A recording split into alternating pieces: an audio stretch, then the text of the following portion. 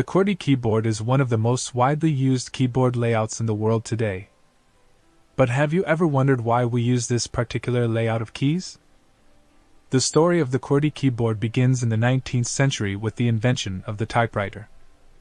The first commercially successful typewriter was invented in 1868 by Christopher Latham Sholes and Samuel W. Soule. Sholes and his team quickly realized that if the keys were arranged in alphabetical order, the mechanical arms of the jam.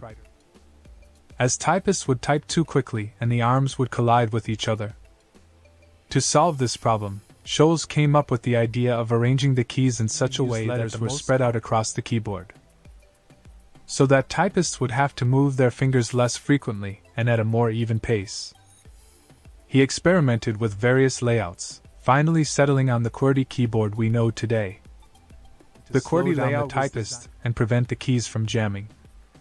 This was achieved by placing the most commonly used letters in difficult positions, where the typist's fingers would have to travel a greater distance to reach them.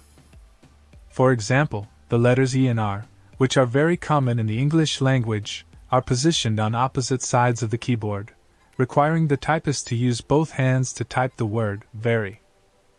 This slows down typing speed, reducing the likelihood of key jams. The QWERTY keyboard became the standard layout for typewriters and, later, for computer keyboards.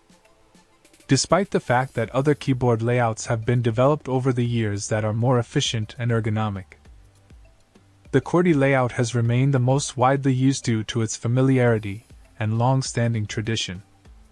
So the next time you're typing away on your computer keyboard, you can thank Christopher Latham Sholes and his team for inventing the QWERTY keyboard.